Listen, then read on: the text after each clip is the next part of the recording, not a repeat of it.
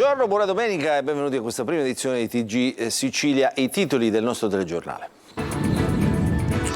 Il ministro Carlo Nordio a Taormina difende la riforma della giustizia e va all'attacco delle intercettazioni. Toni polemici verso l'Associazione Nazionale dei Magistrati, dice il nostro interlocutore non è il sindacato ma il Consiglio Superiore della Magistratura. Il sindaco di Catania, Enrico Trantino, ha finalmente la sua giunta. 10 assessori hanno giurato a Palazzo degli Elefanti, tra questi solo una donna. Il sindaco dice ne avrei volute di più. Modello isola pedonale per il periodo estivo, i commercianti divisi sulla scelta del Comune di Palermo. Compiti per le vacanze favorevoli e contrari, per alcuni insegnanti sono solo un ricordo, per altri rappresentano un'opportunità per tenersi in allenamento durante la lunga pausa estiva. Calcio, Luca Tabiani sarà il nuovo allenatore del Catania, con lui una squadra d'attacco, il nuovo allenatore scelto dalla dirigenza per il suo gioco offensivo, per lui un biennale con opzione per il rinnovo.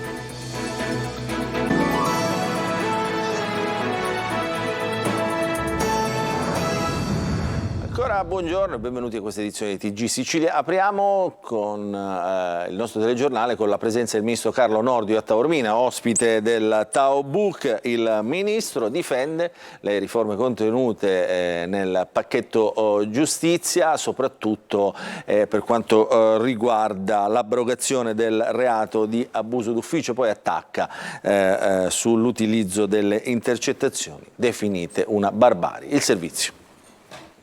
Se l'Europa ci chiedesse una sorta di rimodulazione del nostro sistema integrato di repressivo, noi siamo disposti ad accoglierlo, ma non nella forma in cui esisteva adesso l'abuso di ufficio, che era così evanescente e atipico da non avere uguali tra l'altro in nessun altro ordinamento europeo.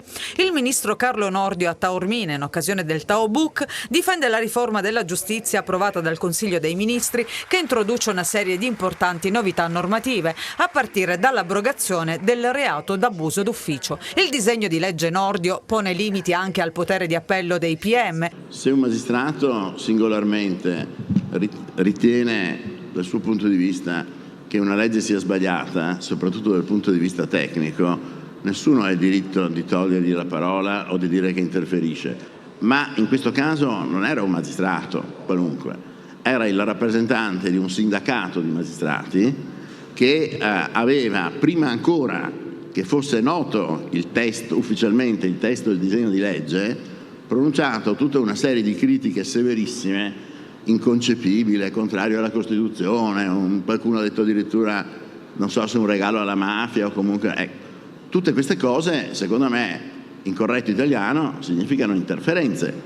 E in merito alla polemica con il presidente dell'Associazione Nazionale Magistrati sul DDL, ribadisce che l'interlocutore istituzionale del governo e della politica non è il sindacato, ma il CSM. Uno dei temi più discussi della riforma Nordio restano le intercettazioni e il loro utilizzo. La tutela del terzo significa tutelare la persona estranea alle indagini di cui parlano gli intercettati. Ma le pare che sia informare correttamente l'opinione pubblica se Tizio parla con Caio di Sempronio e magari lo vuole calunniare o diffamare? Questa non è informazione, questa è violazione flagrante, tra l'altro, dell'articolo 15 della Costituzione, che ritiene la libertà e la segretezza delle conversazioni principio fondamentale garantito al rango costituzionale. Noi interverremo sulle intercettazioni molto più radicalmente, prosegue il ministro. Che questa sia una barbarie che costa 200 milioni di euro l'anno per raggiungere risultati minimi è sotto gli occhi di tutti. Grazie Ministro. Adesso la notizia di cronaca. Ieri sera un 24enne fragile è entrato in una casa a Gravina di Catania, è stato scambiato per un ladro dalla coppia che era in casa, è stato picchiato il giovane, aveva 24 anni, come abbiamo detto, la coppia aveva 60 e 57 anni. Ad avere le peggio è stato il giovane, che è stato ricoverato nel reparto di terapia semi-intensiva del Policlinico di Catania, ma non è in pericolo di vita. La donna invece avrebbe riportato riportato dei tagli, sembra con del vetro anche al viso ed è stata dimessa con una prognosi di 20 giorni. Adesso ci occupiamo della Giunta Comunale di Catania. Catania ha giurato la squadra del nuovo sindaco Enrico Trantino, una sola donna in giunta, e il sindaco ammette ne avrebbe volute certamente di più. Il servizio di Natale Bru. C'è la folla delle grandi occasioni, il Salone degli Specchi al posto della Sala Giunta per il primo vagito dell'esecutivo varato dal sindaco Enrico Trantino, che vista l'ondata di calore arriva in municipio in camicia e giacca e poco prima dell'ufficialità sfila la cravatta al capo ufficio stampa Molino. Trantino ha messo in campo il piglio decisionista, un po' per far capire chi comanda a Palazzo degli Elefanti, e così ha scelto il suo vice, come capita spesso nei posti di comando, l'ingegnere urbanista Paolo La Greca, che spiega ai nostri microfoni perché ha accettato di fare l'assessore. Si entra a far parte di una squadra per ragioni di maggioranza certamente, ma anche per ragioni di competenza. È uno dei principi per accedere alla vita pubblica amministrativa di una città. Mi ha scelto per ragioni di competenza, mi auguro di non deludere la città. La formula di rito per gli assessori chiamati a pronunciarla in rigoroso ordine alfabetico. Non ci sono più i partiti, c'è la squadra per risollevare le sorti di Catania, e così inizia Bruno Brucchieri, MPA delega ai servizi e all'inclusione sociale, alla famiglia, poi Giuseppe Gelsomino della Lega Attività Produttive, Andrea Guzzardi, anche lui Lega, Pubblica Istruzione, Edilizia Scolastica, Agricoltura, Pesca e Borghi Marinari. Vice sindaco Paolo La Greca, urbanistica, mobilità e rapporti con l'università. Segue Viviana Lombardo, Fratelli d'Italia con delega al personale, servizi informatici e digitalizzazione, pari opportunità e politiche giovanili. Non passa inosservata la presenza in giunta solo di una donna. Sono una donna perché non ho alcuna difficoltà a dirlo, ancora probabilmente i partiti devono aggiornarsi rispetto a certe dinamiche che vogliono che le donne siano sempre più protagonisti. Ancora patiamo un minor coinvolgimento del sesso femminile nelle classi dirigenti dei partiti, certamente è qualcosa che dobbiamo correggere, però desidero solo ricordare che stiamo parlando di una giunta di centrodestra e il centrodestra ha dimostrato che non ci vogliono quote rosa o riservignane per diventare presidenti del Consiglio quando si è donna, ma si ha valore. Sulla composizione della giunta Trantino non bada troppo alle questioni interne alla maggioranza, e a chi gli chiede sui mal di pancia dei partiti dice: c'è il Malox, ci sono tanti altri farmaci che possono eventualmente aiutare per l'antiacido, ma non c'è, a prescindere dalla battuta, mal di pancia non ce n'è. È chiaro, c'è qualcuno che magari aspettava un diverso risultato, è comprensibile, ma credo che appartenga alla fisiologica natura della politica. Saranno poi le partecipate? Sì, sono anche le partecipate, ma è un tema su cui io chiederò di stare al di fuori, se non per poi controllare i curricula dei soggetti che mi saranno indicati come rappresentanti di vertice. Gli altri assessori sono Giuseppe Marletta della Democrazia Cristiana, a cui va il bilancio, gli affari legali, le partecipate e il patrimonio, Sergio Parisi, Fratelli d'Italia, con il record di essere chiamato per la terza volta assessore in 3 sindacature diverse, avrà le politiche comunitarie, i lavori pubblici e lo sport, Giovanni Petralia, le manutenzioni, l'autoparco e i servizi cimiteriali, Alessandro Porto, l'MPA, Polizia Municipale, Protezione Civile, Dissesto idrologico, Energia, Salvo Marchio, Forza Italia, Ambiente, Ecologia, Parchi e Verde Pubblico. Parliamo di lavoro adesso, lavoro, sicurezza e impiego dei fondi del PNRR. Sono stati questi gli argomenti trattati al congresso provinciale dell'UGL, al centro dell'agenda del sindacato, il ponte sullo stretto come volano di sviluppo. Servizio. La Sicilia in perenne emergenza lavoro. I dati della disoccupazione, soprattutto quella giovanile, preoccupano i sindacati che chiedono al governo misure per contrastare il fenomeno. Il segretario nazionale dell'UGL, Paolo Capone, ha partecipato a Catania al congresso del sindacato provinciale sul tema del futuro della città, tra partecipazione e territorio per lo sviluppo e l'occupazione. L'emergenza lavoro in Sicilia si sente più che in altre regioni. Per la statistica che è stata fatta, la regione Sicilia rappresenta la 5ª regione d'Europa per tasso di disoccupazione giovanile. 4 giovani su 10 non lavorano e non cercano lavoro. Questo è un tema che va affrontato. Per Capone, una spinta all'occupazione nell'isola potrebbe arrivare dall'apertura dei cantieri attraverso i fondi del PNRR. Il ponte sullo stretto potrebbe essere un volano straordinario. Il ponte sullo stretto è la priorità, credo, condivisa da tutto il governo e da tutte quante le parti sociali. Questa terra ha bisogno di essere collegata non soltanto fisicamente, anche nell'immaginario collettivo. Particolare attenzione però deve essere posta sulle questioni che riguardano la sicurezza sul lavoro. Un numero di infortuni sul lavoro altissimo.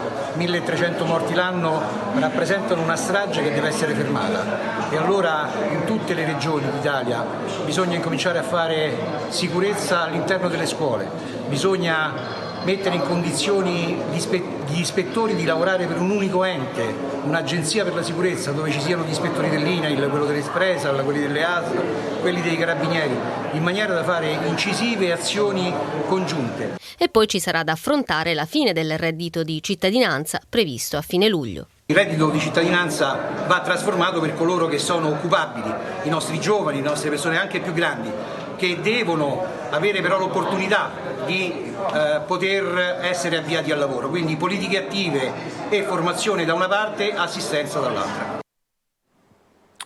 A Mondello, a Palermo, Borgata Marinara di Palermo, parte la pedonalizzazione, i commercianti sono divisi, qualcuno contrario perché pensa di temere ripercussioni sugli affari. Ce ne parla in questo servizio Marco Gulla. Meno auto, più gente che passeggia, più eventi e attrazioni per i turisti. Mondello cambia abito, arriva la stagione estiva e la borgata marinara palermitana si appresta alla pedonalizzazione. Tra favorevoli e contrari per il secondo anno consecutivo, quindi Mondello, in particolare nella zona del lungomare, dice no alle auto. Intanto il lungomare è pedonalizzato, non è più una ZTL, quindi c'è una ulteriore riduzione delle auto che potranno transitare per esigenze specifiche e si farà in modo nelle prossime settimane, man mano che la pedonalizzazione procede con gli atti conseguenziali, di animare questa strada, non soltanto renderla disponibile alla passeggiata, ma una volta sottratta alle auto, sottratta al traffico, sarà importante portare, ci sono già delle interlocuzioni, delle attività culturali, ricreative. Mondello però è spaccata, molti commercianti hanno puntato il dito contro la pedonalizzazione, per loro è penalizzante soprattutto perché riduce il flusso di gente che si reca nella bella località marinara. C'è però chi è assolutamente a favore, come questo ristoratore. Secondo me non ci penalizza, perché anche noi avevamo il pensiero che l'isola pedonale sarebbe stata meglio. E infatti è stata una delle proposte che avevamo fatto nelle riunioni pre-stagione. Speriamo che vada bene. L'anno scorso, devo essere sincero, non ci ha penalizzato. È chiaro che le logiche della pedonalizzazione non possono essere condizionate da semplicemente attività commerciali, che probabilmente anche loro devono cominciare a mutare le logiche del commercio rispetto ad alcune destinazioni, così come avviene in altre destinazioni internazionali che sono sicuramente molto, molto diverse, con anche ricavi sicuramente migliori. A partire dalla prossima settimana si registrerà un vero e proprio tutto esaurito, alberghi pieni e pedonalizzazione attiva, un'estate nel segno del green per Mondello. E adesso parliamo di scuola, o in qualche modo il post scuola, perché finito l'anno scolastico per gli studenti è arrivato il momento di godersi l'estate, il tempo di vacanze. Un tempo c'erano però i compiti per le vacanze che non potevano mancare, adesso ci si divide sull'opportunità di assegnarli o meno e sul genere di impegno da richiedere ai ragazzi. Il servizio.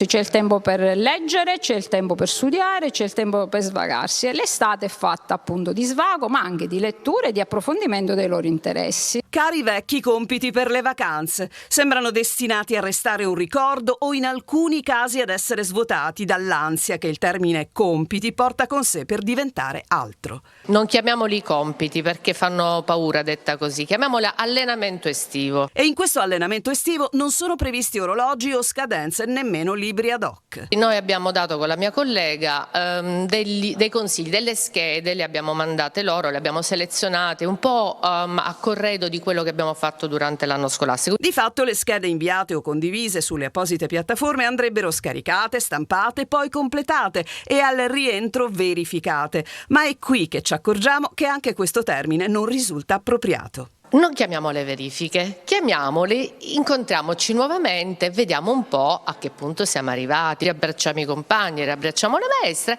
e riapriamo i libri. Ma i libri saranno sempre stati aperti, ecco, non chiudiamoli in estate, perché i libri sono la vita. E se per i più piccini resta l'impegno di questo allenamento estivo, per i liceali il coro sembra unanime verso un totale allentamento perché l'estate sia un tempo per la vita. Un tempo per la vita, anche questo è fondamentale. I ragazzi oggi il disagio psicologico che lamentano maggiormente è che loro appunto non li si ascolta, non hanno il tempo di fare altre cose. È importante dare delle indicazioni ai ragazzi, magari dei suggerimenti di lettura o al limite degli esercizi che possono così aiutarli a riprendere un po' alcuni dei contenuti. In soffitta dunque la lunga lista di compiti per le vacanze, ma resta un'unica indicazione: bisogna leggere. Un consiglio che si scontra con dati poco incoraggianti. Nonostante la pandemia abbia avuto degli effetti positivi sulle abitudini di lettura degli italiani, solo 3 ragazzi su 10 leggono almeno un libro al mese e l'Italia è fanalino di coda in Europa. Basterà il consiglio di un giovane docente a solleticare le buone intenzioni. Suggerisco un romanzo di Valeria Parrella che si chiama La Fortuna, che racconta la storia di un adolescente ambientato nell'impero romano durante l'impero dei Flavi ed è una storia molto bella che racconta il processo di una crescita ma anche di un percorso di inclusione che secondo me ai ragazzi può piacere. Io l'ho proposto alle mie classi e ne abbiamo poi discusso in un incontro così informale. Perché l'adolescenza dall'impero romano fino a qui è praticamente la stessa, assolutamente, i problemi sono sempre gli stessi. E ritorniamo a parlare di Taobook, il Festival Internazionale del Libro a Taormina. Ne abbiamo parlato all'inizio del nostro telegiornale con la presenza del ministro Carlo Nordio e adesso invece parliamo di artisti che sono presenti appunto a Taormina. Tra questi il virtuoso del violino e star internazionale David Garrett e lo scrittore francese Daniel Pennac. Proprio Pennac sembra volersi trasferire in Sicilia. Scopriamo il perché con Eva Spampinato. Una passeggiata sul corso di Taormina, circondato dallo sguardo di turisti, amanti della letteratura e telecamere.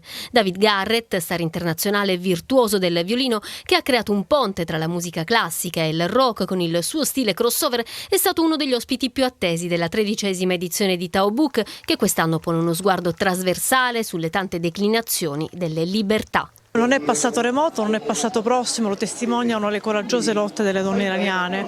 Oggi il tema delle libertà è un tema urgente perché le libertà negate sono più di quelle riconosciute ed è per questo che abbiamo deciso di affrontare il tema facendo nostro anche l'insegnamento di Benedetto Croce. La libertà al singolare esiste solo nelle libertà al plurale. Il festival accoglie nei luoghi più significativi di Taormina oltre 200 eventi con ospiti di prestigio provenienti da 30 paesi del mondo. La mongolfiera in volo, immagine simbolo dell'edizione 2023 creata dall'artista Velasco Vitali, rappresenta la ricerca di uno sguardo più alto sul mondo, capace di avvicinare ambiti apparentemente distanti, ma anche l'espressione delle libertà plurali. E di libertà ieri ha parlato anche l'amatissimo scrittore francese Daniel Pennac per la prima volta a Taormina. Je suis émerveillé. Sono davvero colto da una meraviglia incredibile e aspetto solo che termini l'intervista per andare a visitare il teatro greco. La libertà è una problematica assolutamente urgente, d'altro canto vediamo che ci sono parecchi paesi dove ci sono ora dei governi autoritari e dove ci sono dei problemi di democrazia come la Turchia, come la Russia per esempio, come altri paesi nel mondo. Quindi temo che bisogna tenere bene sotto controllo e guardare bene che cosa succede a livello di libertà.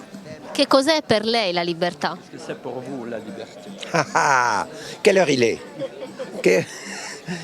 Pennac ha presentato Capolinea Malussen, che arriva a distanza di 40 anni dal primo libro della saga, e ci racconta che il prossimo testo lo vorrà scrivere proprio in Sicilia. À côté de chez moi. Ho un rapporto di amicizia profonda con la Sicilia perché a Parigi, proprio vicino a casa mia, c'è un ristorantino che è tenuto da un amico siciliano che si chiama Pippo, dal quale io vado a mangiare praticamente ogni giorno e quindi devo dire che tutto questo mi fa pensare che tornerò presto in Sicilia e voglio fermarmi almeno 2 o 3 mesi perché voglio scrivere qua. Ha già preferenze dove? Voilà, Villafradi. Villafrati, paese in provincia di Palermo, dunque, si dovrà preparare ad accogliere lo scrittore francese. Vedremo, insomma, coglieremo in Sicilia certamente. E adesso parliamo di teatro, perché è stata presentata la nuova stagione del Teatro ABC, la stagione 2023-2024. Tanti nomi importanti, un cartellone con 10 spettacoli che comincerà a novembre per concludersi a maggio. Ce ne parla Simona Mazzoni. La nuova stagione teatrale Turiferro all'ABC di Catania sarà straordinaria. Il cartellone è stato presentato da alcuni, tra attori, produttori e registi, che porteranno in scena a partire da novembre 2023 e fino a maggio 2024 10 spettacoli. Il debutto è Storia di una capinera di Verga con Nadia De Luca ed Enrico Guarneri.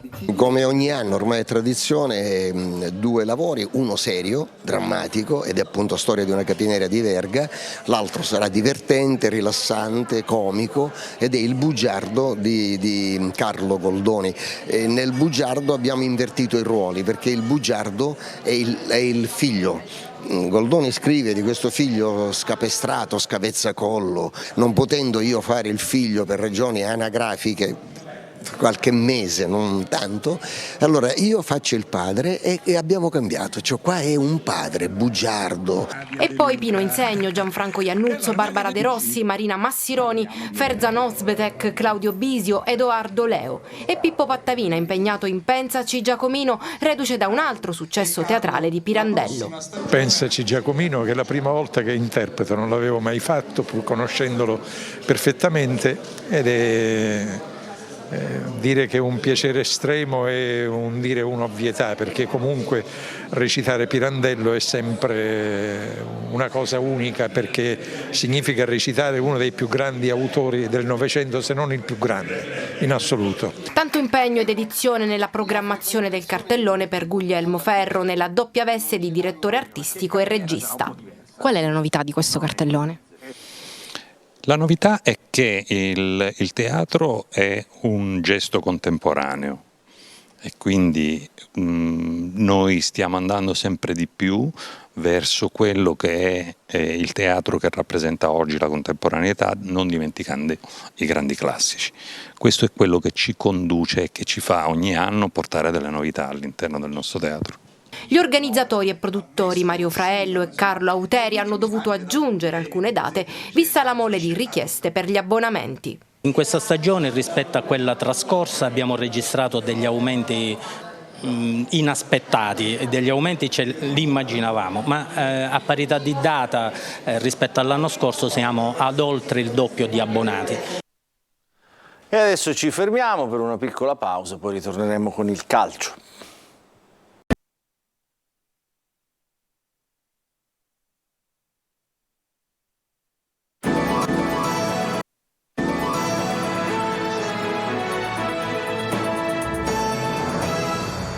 Bentrovati nella seconda parte del nostro TG Sicilia di questa mattina. Parliamo di calcio, andiamo alla scoperta del nuovo allenatore del Catania, Luca Tabbiani, scelto dalla dirigenza rossazzurra per la sua idea di calcio offensivo, contratto biennale con opzione nel caso di raggiungimento della promozione in serie superiore. Marco Cati. Calcio aggressivo, propositivo, costruzione da dietro in fase di possesso e pressione alta per provare a recuperare presto palla quando il pallone ce l'hanno gli altri. Il dogma di Tabbiani, che al di là delle caratteristiche tecniche di scuola zemaniana ha convinto dai primi colloqui di metà maggio la dirigenza del Catania. L'obiettivo, insomma, è quello di avere un'identità calcistica ma anche una precisa evoluzione della settimana che precede la partita. Insomma, un processo logico che consenta alla squadra di esprimersi con identici concetti nei confronti di ogni avversario.